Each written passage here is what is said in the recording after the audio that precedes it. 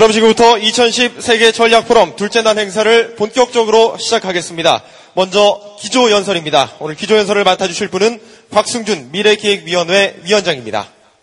Now we'll begin the last day of World Strategy Forum 2010. First of all, the keynote speech. The speaker is Kwak Seung-jun, the chairman of Presidential Council for Future and Vision. 네, 곽 위원장은 고려대 경제학과 교수, 또 서울시 도시계획위원회 위원, 대통령실 국정기획수석 비서관을 역임했고 현재는 대통령 직속 미래기획위원회를 이끌고 있습니다. 기조 연설 주제는 G20 체제와 한국의 미래 전략입니다. Chairman Kwak Seung-jun is the economics professor of Korea University. He was a former member of Seoul City Planning Committee and President's Chief Secretary of Government Administration Planning. Now he is chairing Presidential Council for Future and Vision. The subject of the keynote speech is G20 era and Korea's future strategy. 네, 무대 위로 올라오신 곽승준 위원장을 큰 박수로 맞아주시기 바랍니다. Here is the chairman Kwak Seung-jun. Please welcome him with warm applause. 예, 방금 소개받은 미래기획위원장 곽승준입니다. 제가 요거 영어로 준비할까 한국말로 준비할까 굉장히 고민을 많이 해서 영어로 준비를 했댔는데 보니까 한국 사람이 너무 많은 것 같아가지고 제가 한국말로 그냥 하도록 하겠습니다. 근데 파워포인트 버전은 제가 영어로 준비를 했기 때문에 그냥 영어 파워포인트 버전은 그냥 그대로 쓰겠습니다. 사실 이제 제가 맡고 있는 게 이게 미래기획위원회입니다. 근데 이게 이제 과거 정부에는 정책기획위원회로 있었댔고 그전에는 아마 김영삼 정부 때에는 21세기 위원회라는 이름으로 있었을 겁니다. 그래서 저희는 이제 좀 미래지향적으로 생각해보자 해서 이제 미래기획위원회로 만들었는데 사실 이제 미래 기획하기가 참 어렵습니다. 제가 이제 경제학과 교수로 있는데 경제학과 교수에 대한 여러 가지 이제 재밌는 얘기들이 참 많습니다. 경제학 교수하고 기상 예보관, 기상학자랑 공통점이 있다고 합니다. 둘 다 좀 미래를 예측해보라 그러는데 기상학자들은 맨날 비 온다 그러면 안 오고 맑다 그러면 비 오고 해서 최고의 거짓말쟁이라고 합니다. 이 경제학자들은 3개월 후에 성장률도 못 맞춘다고 합니다. 4% 한다 했다가 3% 한다 했다가 5% 한다 했다가 7% 한다 했다가 계속 바꾼다고 합니다. 근데 두 사람이 차이점이 있대요. 기상학자들이나 기상예보관은 현재 비가 오면 비가 오는지 안 돼요. 그래서 지금 비가 옵니다. 그렇게 얘기를 한대. 눈이 오면 지금 눈이 옵니다. 얘기한대. 근데 경제학자들은 지금 경기가 바닥입니까? 물으면 다 갸우뚱한다는 거예요. 제가 최근에 가장 많이 받아본 질문이 바닥입니까? 하는 얘기였어요. 근데 지금 현재 상태가 바닥인지 올라가는 건지 떨어지는 건지 그걸 이제 모른다는 이제 그런 말입니다. 그래서 사실 그래서 경제학자들은 그래서 더 어려운 말을 쓴대요, 항상. 왜냐하면 이게 뭔가 피해 가야 되니까 지금 바닥이냐 아니냐가 중요한 게 아니라 이 더블 딥으로 올 수도 있고 L자형으로 갈 수도 있고 경기가 U자형으로 갈 수 있고 아마 한국하고 차이나는 V자형으로 갈 거다. 하여튼 L자, V자, 더블 D 전부 다 써서면서 설명을 한다고 합니다. 그만큼 사실 미래를 본다는 게 굉장히 어렵습니다. 특히 저 같은 이제 경제학자로서도 굉장히 어려운 얘기입니다. 그렇지만 미래는 많이 생각하면 생각할수록 많이 고민하면 고민할수록 그런 사람들한테 기회가 많이 온다고 생각합니다. 그래서 하여튼 많이 생각해보고 많이 고민해보는 게 일단은 기회가 왔을 때 잡을 수 있지 않느냐 이렇게 생각이 듭니다. 한국의 미래 어떻게 될 것 같은가? 저는 그렇게 밝게 보지만은 않습니다. 우리가 이제 과거에 가장 중요한 게 뭐냐면 어떻게 1950년, 60년대 가장 빈곤한 나라에서 세계 12대 경제국가까지 올라왔느냐. 휴먼 캐피탈입니다. 인력 자원. 사실 우리가 이제 인력으로서 이제 모든 거를 다 해온 나라입니다.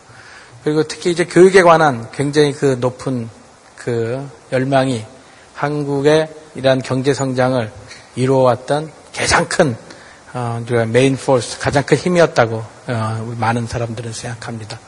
근데 여러분 알다시피 이제 이러한 우리의 가장 큰 장점과 가장 큰 국민성이 지금은 어떻게 보면 사이드 이펙트, 부작용을 내고 있는 상황입니다. 여러분 아시다시피 지금 현재 가구당 평균 20%에서 50%를 정규 교육이 아닌 사교육에 쓰고 있습니다. 사실 이런 나라는 별로 많지 않습니다. 이제 그렇다는 거는 어떤 문제를 일으키느냐. 첫째, 우리 이제 가장 우수한 노동력, 가장 우수한 휴먼 캐피탈로 경제 성장을 했고, 우리의 지금 현재를 과거 30년 전에 현재를 만들었는데, 현재에서 다시 30년 후 미래를 만들려고 하는데, 우리는 전 세계에서 출산율이 가장 낮은 나라입니다. 아주, 이렇다는 말은 앞으로 훌륭한 우수한 노동력이 공급이 안 된다는 이제 그러한 것하고 맞아 떨어집니다. 그리고 가계소득이 20%에서 50%를 쓰고 나니까 무슨 현상이 생기냐. 경제학적으로 가계부채가 엄청 생깁니다. 10년 후, 20년 후에 아마 경제 문제에서 가계부채 문제가 굉장히 이제 그걸로 대두하게 될 겁니다. 세 번째, 가계부채 생기고 애들한테 돈을 다 쓰고 나니까 우리 이제 고령화 사회로 넘어가면서 노후 대책이 또 안 되고 있습니다. 이게 사실 어떻게 보면 전부 다 복합적으로 이루어지는 문제예요. 미래에 가장 중요한 거는 우리가 이제 말하시다시피 인구고, 인구가 왜 중요하냐. 경제 성장을 일으키는 거는 노동하고 자본입니다. 우리 사실 자본은 굉장히 내추럴 리소스부터 얻었기 때문에 힘든 부분이었고 노동이었는데 지금 이 노동에서 이제 큰 문제가 생기기 시작한다는 이제 그런 차원입니다. 이 노동 문제가 또 어떻게 번지고 있느냐. 미스매치 문제가 굉장히 심합니다. 84%의 고등학교 졸업생이 대학을 가고 있습니다. 지금 우리의 말하자면 젊은 층의 청년층의 언엠플로이먼트는 일자리가 없어서가 아니고 자기가 하고 싶은 일자리가 없었습니다. 우리가 평균을 내보면 일자리가 없어서 일 못한다 15%예요. 하고 싶은 게 없어서 안 한다 70%. 나머지는 그냥 놀고 싶다. 아무것도 하기 싫다. 지금 그렇게 나오고 있거든요. 왜 그럼 일자리가 없느냐? 너무 하이 에듀케이트 돼 있기 때문에 그래요. 84% 대학 다 나오니까 하이 에듀케이트. 여러분 알다시피 제조업에서 심한 레이버 쇼티지, 즉 말하자면 미스매치를 지금 겪고 있는 것 중에 하나거든요. 풀어야 될 문제가 아주 이제 굉장히 많습니다. 가장 중요한 휴먼 캐피탈에서 지금 모든 게 지금 복잡하게 지금 어긋나고 있는 겁니다. 그래서 이 휴먼 캐피탈을 건들지 못하면 사실은 한국의 미래가 굉장히 암울할 수 있다고 저희는 하고 있습니다. 근데 그러면 이제 저희는 이제 어떻게 준비를 해야지 되느냐? 일단은 출산율을 높여야 되겠죠. 근데 출산율 높이기가 그렇게 쉽지 않아요. 왜 안 쉽냐면 우리가 시카고 대학의 베코 교수가 90년도 초에 노벨 경제학상을 받습니다. 근데 이분이 이제 노벨 경제학상 받은 타픽이 뭐냐 하면 결혼과 출산을 경제학적으로 푸는 거예요. 간단하게 설명하면 애를 키우는 비용이 더 크면 경제적 이익보다 애 키우는 비용이 더 크면 애를 안 낳는다는 거예요. 그렇거든. 근데 지금 한국이 애 키우는 비용은 굉장히 크고 애에 대해서 애를 넘어서는 경제적 이익은 굉장히 작은 구조로 가기 때문에 이걸 이제 깨지 않으면 굉장히 어렵습니다. 그러니까 말씀하신 대로 왜 어렵나 하면 대학을 많이 가겠다 그러고 공부를 많이 하겠다는데 대학 좀 가지 말고 공부 좀 하지 마라. 이제 해야지 되는 그런 상황이기 때문에 굉장히 어렵습니다. 과거에는 우리가 아무리 이제 가난한 집도 애 놓으면 자기가 먹을 밥그릇은 자기가 물고 나온다. 그렇게 얘기했는데 지금은 애 하나가 돈덩어리다. 그렇게 돼 있습니다. 그리고 이제 두 번째, 여성 인력의 사회 참여가 많아지면 사실은 이제 또 이제 저출산 문제가 생깁니다. 그래서 이거는 일과 가정의 병립, 그리고 육아는 남성과 여성이 같이 하는 거다. 이런 사고가 들어가지 않으면 굉장히 이제 어려운 상황으로 빠지게 됩니다. 그래서 저희 정부가 지금 벌이고 있는 이 휴먼 캐피탈에 대한 교육 개혁과 그리고 저출산 문제, 물론 거기에 이제 서브 디렉터리로 있는 사교육과의 전쟁하는 문제, 이게 전부 다 여기에 연관되어 있습니다. 보통 이제 선진국으로 가게 되고 이렇게 가게 된다 그러면 잠재 성장률이 떨어진다고 생각합니다. 근데 꼭 저희는 2040년 예측을 하면서 꼭 그렇게만 보지 않습니다. 물론 뭐 장밋빛으로 보는 것도 문제가 있지만 지금 제가 이제 어두운 부분을 얘기했고 이제 좀 밝은 부분을 이제 얘기한다면 꼭 그렇게 보지는 않습니다. 아까 말한 대로 사실은 이제 노동력입니다. 노동력을 어떻게 이제 하느냐 해서 저희가 이제 교육 개혁이나 이런 거에 이제 성공을 하게 되고 그래서 이걸 이제 펼치게 되고 그리고 또 하나가 저희가 딴 나라가 못하는 굉장히 중요한 것을 한 달 전에 한 게 있습니다. 그게 뭐냐 하면 우리가 추구하는 멀티컬처리즘 다문화 사회입니다. 저희는 한 달 전에 뭘 했나 하면 복수국적을 인정하는 법을 통과시켰습니다. 이거는 뭐냐면 우리가 이제 휴먼 캐피탈에 있어가 가지고서 해외의 우수한 휴먼 캐피탈을 우리가 어트랙트 할 수 있다는 이제 그런 새로운 차원입니다. 그러니까 어떻게 보면 그동안 하지 않았던 파라다임의 시프트로 볼 수 있습니다. 성장을 하기 위해 선진국은 성장률이 낮다. 근데 왜 낮느냐? 노동하고 자본이 현재 그 상태라는 상태에서 낮아지는데 노동에 있어 가지고서 이제 큰 변화를 저희가 줄 수가 있는 겁니다. 이제 그 외국에서 아주 우수한 사람들이 한국이 굉장히 매력적인 한국으로 오는 거에 대해서 매력적인 것으로 만들기 위한 우리가 이제 복수국적을 인정하는 이런 국적법 통과는 일본, 중국이 아마 최근 제가 보기에는 50년 동안은 못할 겁니다. 저희가 이제 새로운 파라다임 시프트에서 노동력, 휴먼 캐피탈의 새로운 전개를 마련해 볼까 합니다. 그 다음에 이제 자본입니다. 이제 자본 얘기를 하는데 저희가 자연 자본은 없어요. 내추럴 리소스가 없다는 거는 그러니까 이제 휴먼 캐피탈에 투자해가지고서 그러니까 언밸런스에 있죠. 노동과 자본에서 노동은 무지세고 자본은 굉장히 없는 상태에서 출발했는데 성공한 나라 형태가 됐죠. 저희가 이제 자본을 건드리기 위해서 알다시피 작년 12월 올 초 해서 그 아부다비의 원전 해외로 저희가 이제 나가는 겁니다. 왜냐하면 국내 자본만 갖고 안 되기 때문에 한국하고 굉장히 퍼펙트 매치할 수 있는 국가가 어디냐. 우리는 사람과 아직까지는 굉장히 많은 사람과 테크놀로지가 있으면 사람은 없지만 자연자원이 굉장히 풍부하고 그리고 돈이 많은 나라하고 우리 경제는 퍼펙트 매치가 될 수 있는 거거든요. 그래서 전략적 동반자로 우리가 아랍에미리트 중동 쪽으로 지금 나가고 있는 이유가 캐피탈에서의 잠재 성장률을 높이기 위해서입니다. 여러분 이제 우리가 이제 잠재 성장이 떨어진다. 그 잠재 성장률이라는 또 경제학자로 보면 현재 노동과 자본의 상태에서 우리가 보는 건데 노동과 자본의 패러다임 시프트를 주게 되면 잠재 성장률이라는 거는 또 확 달라질 수 있는 겁니다. 이게 고정되어 있는 게 아니기 때문에. 그래서 이제 우리가 그런 캐피탈에서의 이제 변화를 저희가 주고 있습니다. 그리고 두 번째로 다른 이제 캐피탈의 변화는 저희 정부가 추구하는 녹색 성장, 그린 그로스 앤 로 카본 요 정책입니다. 지금 이제 환경 문제라는 이산화탄소 문제는 생산하고 소비하는 데서 다 발생하는데 환경 문제는 이러한 이산화탄소 기후 변화 이 문제는 사실 생태계 문제는 아니에요. 이게 사실 경제 문제입니다. 왜냐하면 이산화탄소는 생산하고 소비하는 데서 다 발생하고 환경 문제의 그 내면에는 각 국가들의 경제적 이익이 굉장히 쫓아가고 있습니다. 예를 들어서 유럽 국가들은 굉장히 지금 녹색 성장, 기후 변화 여기에 추진하고 있습니다. 제가 추정해 본 결과는 독일 같은 경우는 가만히 아무것도 안 해도 이산화탄소 배출량이 줄어듭니다. 벌써 산업구조 조정을 끝냈어요. 여러 가지로 이제 끝낸 상황입니다. 프랑스는 이번에 유해에서 원전 수출은 우리한테 졌지만 최고의 원전 기술을 가지고 있습니다. 개도국의 화력발전소를 대체해줄 원전 그걸 이제 받고 있는 중입니다. 미국은 사실은 조금 소극적이었죠. 왜냐하면 이산화탄소 배출이 1인당 이산화탄소 배출이 1등이고 GDP 대비 가장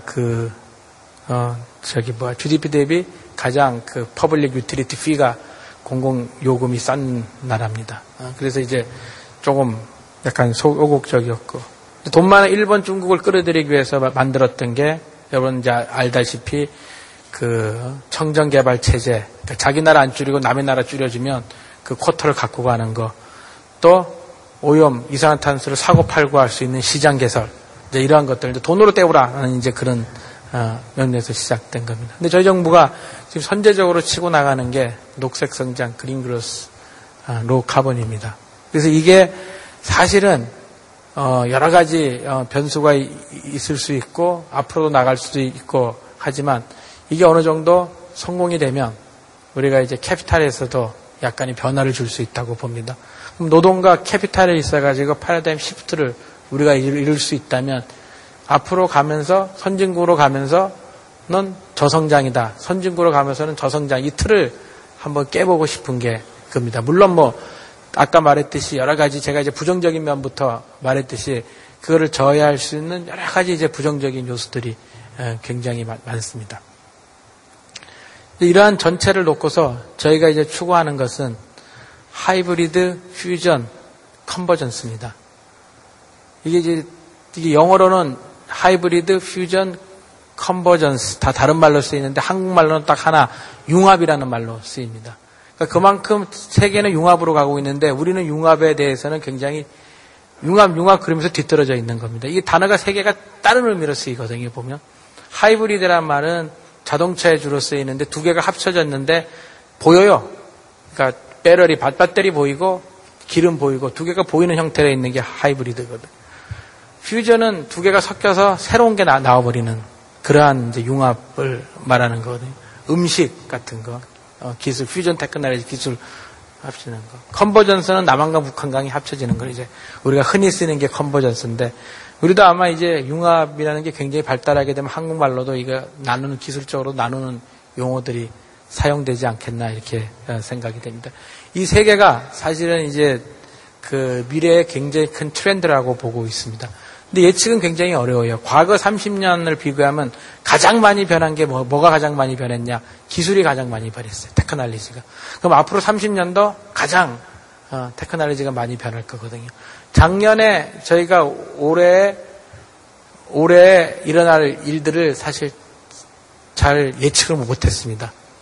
특히 지금 이제 아까 말한 대로 이렇게 뭐 융합되고 컨버지되고 이런 기술 변화 이런 상황에서 정부 사이드가 예측한다는 건 굉장히 어려워요. 정부 사이드가 창의적인 것을 만든다? 굉장히 어려워요. 여러분, 저도 이제 교수하다가 지금 정부 쪽에 와 있지만 저희는 보면 항상 보면 똑같은 까만 양복을 입고 딱 앉아 있습니다. 넥타이 풀르게 되면 다 넥타이 풀르고 여름 되면 이렇게 하고 앉아 있고 잠바 입고 오라 그러면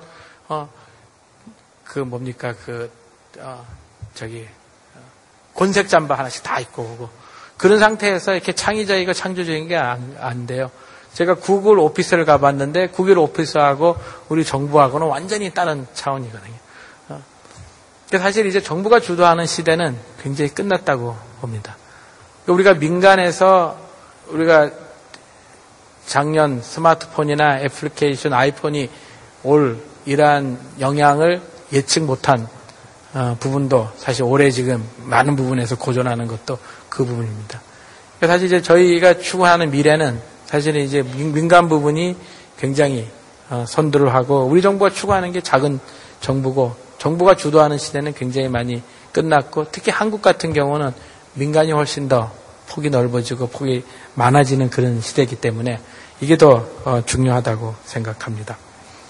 자, 이제 저희가 이제 이러한 틀을 놓고서 이러한 이제 큰 기본을 놓고서 노동하고 자본에 이제 좀 충격을 주고 싶은 그게 있으면서 그러면 이제 노동 자본에게 충격을 줬을 때 우리가 과연 미래에 뭘 해서 먹고 살 건가 하는 거를 저희가 이제 한번 살펴보도록 하겠습니다.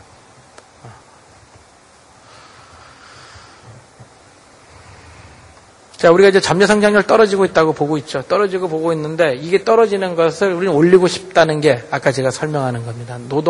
특히 노동에다가 충격을 주면 패러다임 시프트를 하게 되면 이렇게 떨어지는 잠재 성장률을 더 올릴 수 있지 않나 이렇게 보고 있습니다. 제가 저 글씨가 작아서 잘 안 보이는데 아마 이제 두 번째 페이지가 그래서 이제 저희가 지금 추구하는 게 자연, 기술, 인간 요 이제 세 개로 이제 그 큰 틀을 잡고 있다고 볼 수 있겠습니다.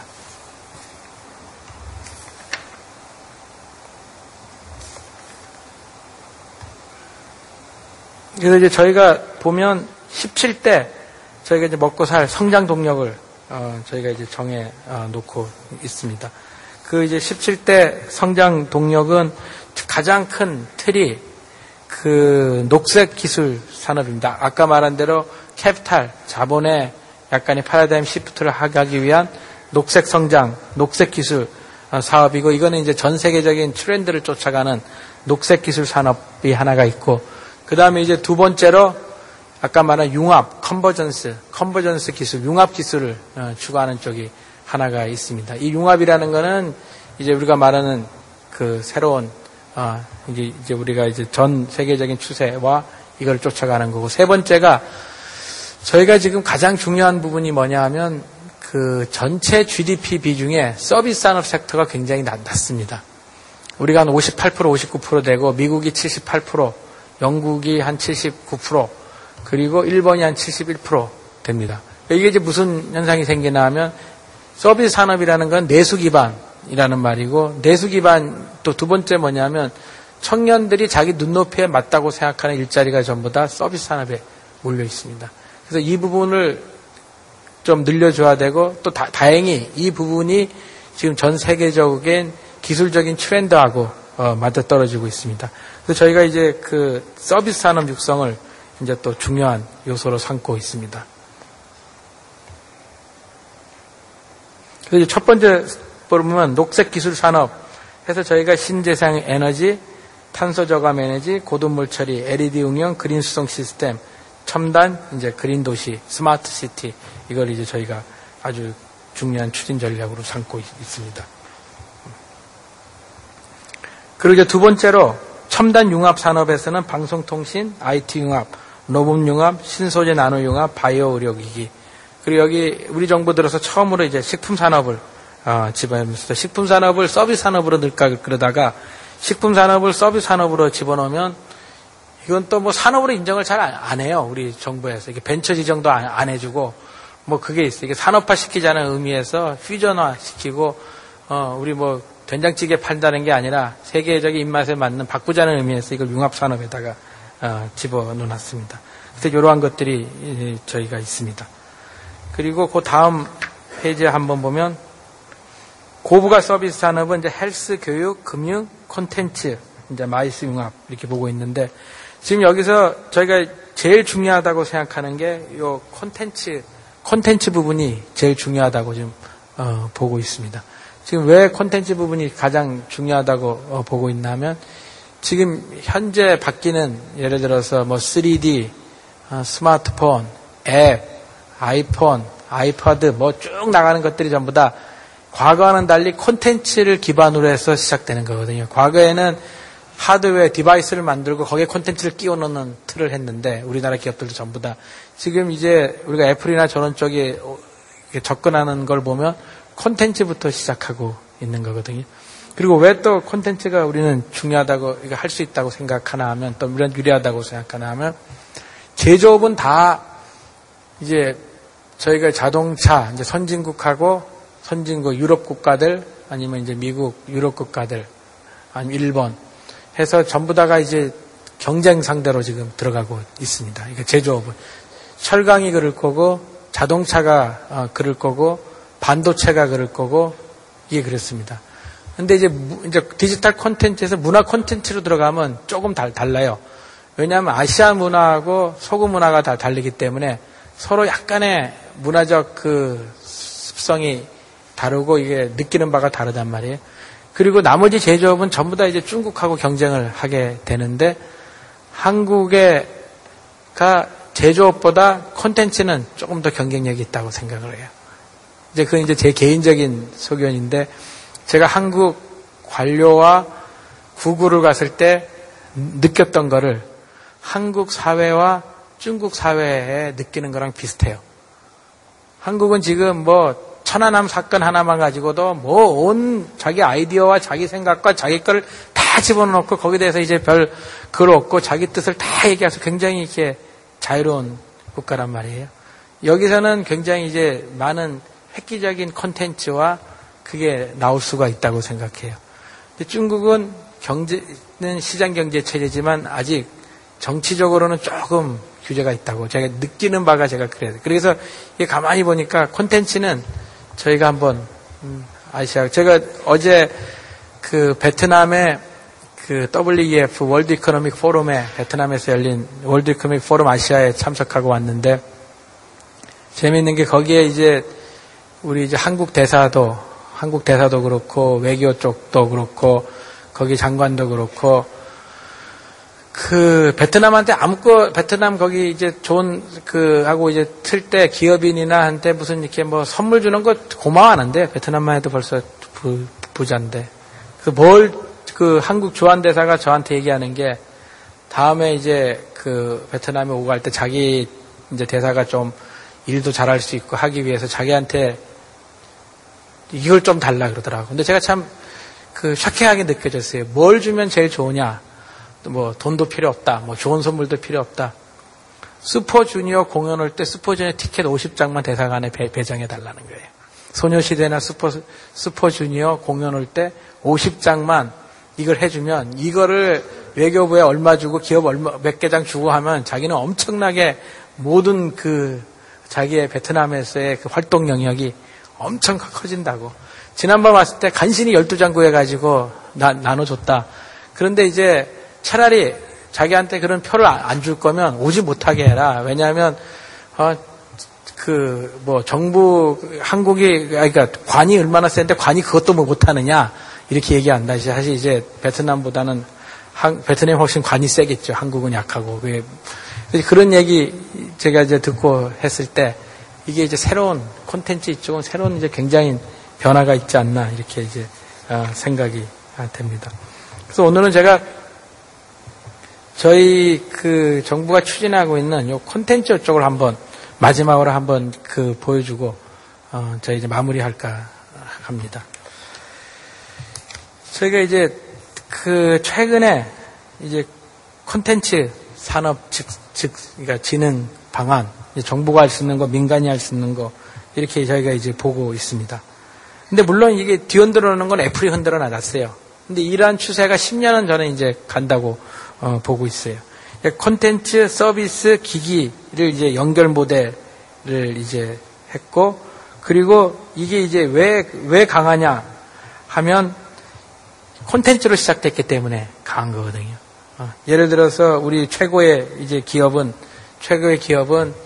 하드 디바이스, 기계에 굉장히 관심을 가졌고, 여기는 이제 콘텐츠에 관심을 가졌기 때문에 되거든요. 그거는 이제 영업이익에서 이제 경명하게 드러나요. 그래서 이제 2010년이 전 세계적으로 모바일 웹의 이제 원년이 되는 새로운 시대였거든요.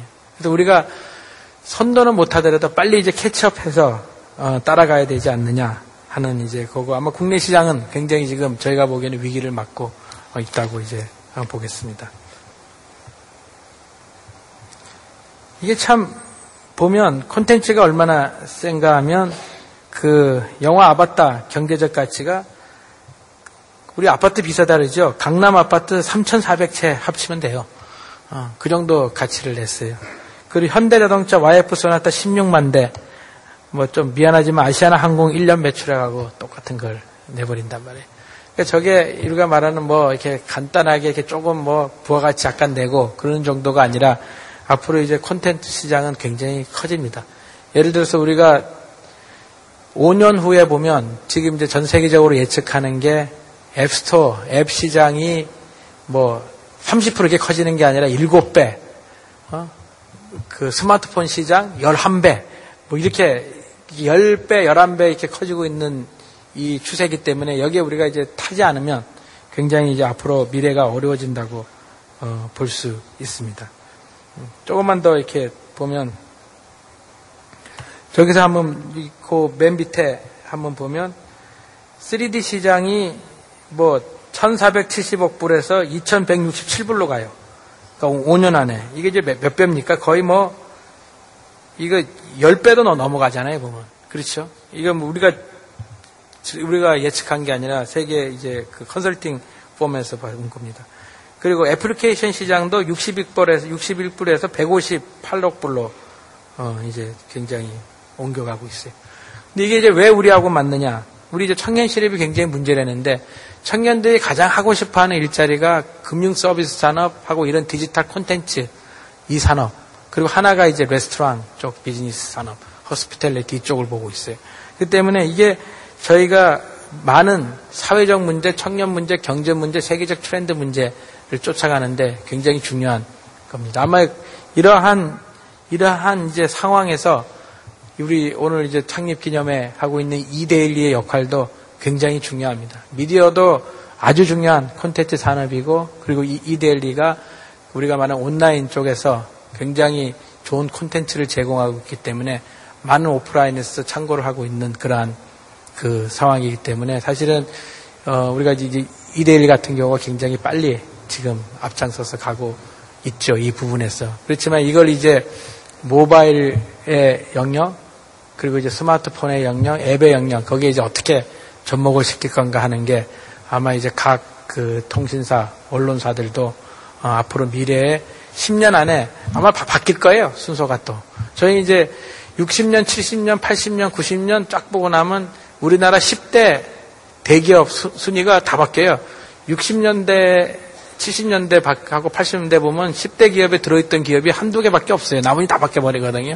그만큼 이제 한국이 다 바뀌기 때문에 이러한 콘텐츠, 미디어, 3D 이걸 어떻게 엮느냐에 따라 가지고 기술적으로는 굉장히 이제 앞으로 중요하지 않나 생각합니다. 제가 이게 뭐 주어진 시간이 뭐 20-30분이라서 이제 대충 뭐 줄여야 되는데 그래서 저희는 이제 한국의 앞으로 이제 미래에 대해서 우리가 선진국은 꼭 앞으로 미래 갈수록 잠재 성장력이 떨어진다. 그러한 틀을 한번 깨보고 싶다는 겁니다. 그래서 그러한 틀을 깨기 위해서는 노동과 자본의 어떤 충격을 줘야 되고 거기에 파라다임 시프트를 줘야 되고 노동에서 저희가 이제 어떻게 주고 있는 거. 사실은 저희가 이제 멀티컬처리즘 굉장히 개방하고 글로벌리제이션의 가장 말로만 하던 글로벌리제이션이 아니라 우리가 오픈시켜가지고 해외 노동력을 끌어들일 수 있는 그러한 토대를 마련하고 있다는 거.